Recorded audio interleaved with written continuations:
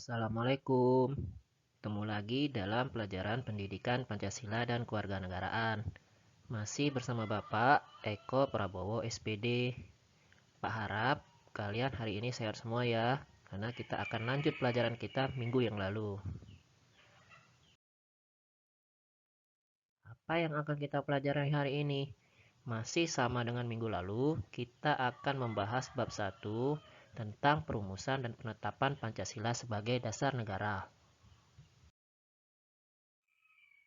Kalau minggu lalu kita sudah membahas tentang perumusan dasar negara, nah pada pertemuan kali ini kita akan membahas tentang penetapan Pancasila sebagai dasar negara yang nanti akan diawali dengan pembentukan PPKI yang dilanjutkan dengan sidang PPKI 18 Agustus 1945. Yuk, langsung saja kita masuk pada pembahasan materi.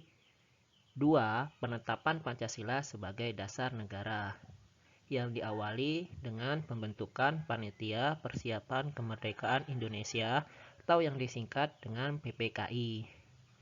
Setelah pada tanggal 7 Agustus 1945 BPUPKI dibubarkan oleh Jepang, dan untuk menindaklanjuti hasil kerja BPUPKI, maka pada tanggal itu juga 7 Agustus 1945 dibentuklah PPKI atau dalam bahasa Jepang disebut Dokuritsu Junbi Inkai.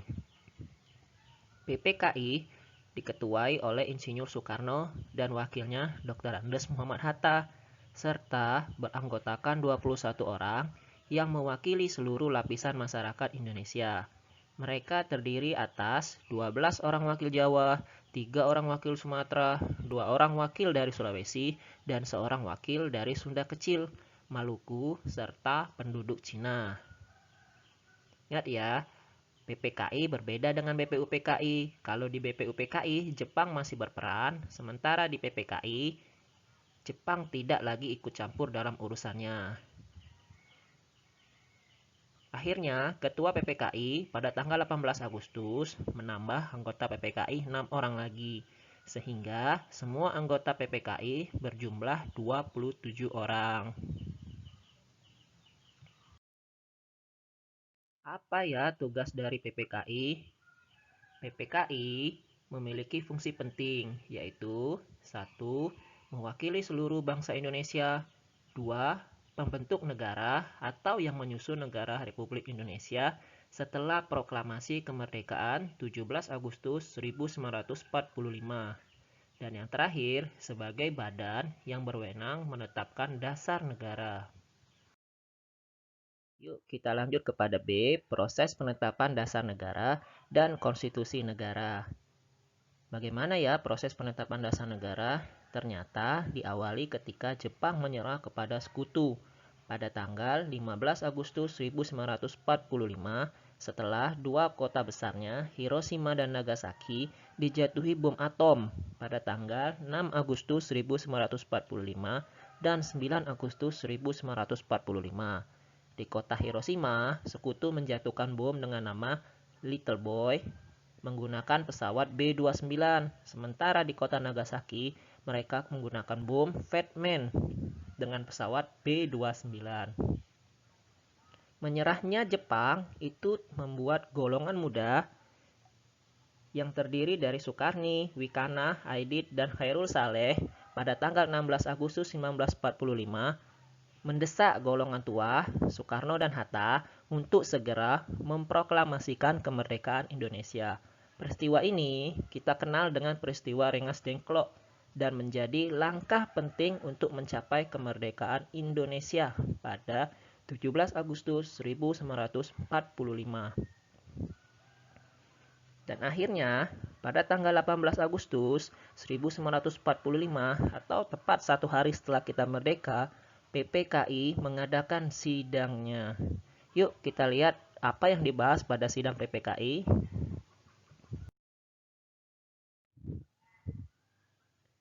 Dalam sidang PPKI tanggal 18 Agustus 1945,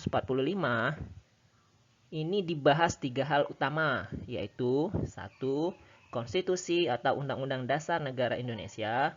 2. Presiden dan Wakil Presiden Indonesia, serta 3. Lembaga yang membantu tugas Presiden Indonesia pada waktu itu. Yuk kita lihat pembahasan tentang Konstitusi Negara Indonesia. 1.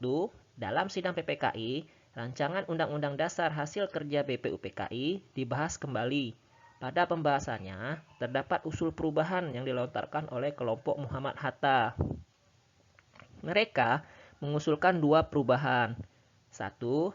Dalam Piagam Jakarta, berkaitan dengan sila pertama yang semula berbunyi ketuhanan dan kewajiban menjalankan syariat Islam bagi pemeluk-pemeluknya, diubah menjadi ketuhanan yang Maha Esa. 2. Bab 2 Undang-Undang Dasar Pasal 6 yang semula berbunyi, Presiden ialah orang Indonesia yang beragama Islam, diubah menjadi Presiden ialah orang Indonesia asli. Apa yang menyebabkan perubahan ini? Ternyata adanya desakan dari Indonesia bagian timur yang notabene ialah beragama di luar agama Islam. Mereka menuntut keadilan, jangan hanya untuk orang-orang yang menganut agama Islam. Akhirnya, semua usulan itu diterima peserta sidang. Rancangan hukum dasar yang dirumuskan oleh BPUPKI setelah disempurnakan oleh PPKI disahkan sebagai Undang-Undang Dasar Negara Indonesia. Undang-Undang Dasar itu kemudian kita kenal sebagai Undang-Undang Dasar 1945 yang masih kita gunakan sampai hari ini. 2. Memilih Insinyur Soekarno sebagai Presiden dan Dr. Andes Muhammad Hatta sebagai Wakil Presiden. Mengapa kedua orang ini dipilih sebagai Presiden dan Wakil Presiden? Karena peran mereka sebagai proklamator kemerdekaan itu sangat besar. Mereka dikenal oleh sebagian besar masyarakat Indonesia pada waktu itu. Yang terakhir, ketiga, membentuk Komite Nasional Indonesia Pusat atau KNIP yang tugasnya untuk membantu Presiden karena pada waktu itu DPR dan MPR belum ada. Nah, sampai di sini materi kita hari ini. Yuk kita sama-sama simpulkan apa yang sudah kita pelajari pada hari ini. Nah, inilah kesimpulan pelajaran kita pada hari ini, di mana tadi kita sudah belajar tentang penetapan Pancasila sebagai dasar negara, yang diawali dengan pembentukan Panitia Persiapan Kemerdekaan Indonesia atau PPKI pada tanggal 7 Agustus 1945. Terus dilanjutkan dengan sidang PPKI 1 hari setelah kita merdeka pada tanggal 18 Agustus 1945 yang menghasilkan 3 hal. 1. Menetapkan Undang-Undang Dasar 1945. Kedua, memilih Presiden dan Wakil Presiden. Dan yang terakhir, membentuk Komite Nasional Indonesia Pusat KNIP untuk membantu tugas Presiden. Nah, sampai di sini pembahasan kita pada hari ini. Nanti di kesempatan berikutnya kita akan membahas tentang komitmen para pendiri negara. Terima kasih. Sampai jumpa pada pembahasan berikutnya. Dan jangan lupa untuk mengerjakan tugas yang telah Bapak berikan. Dadah.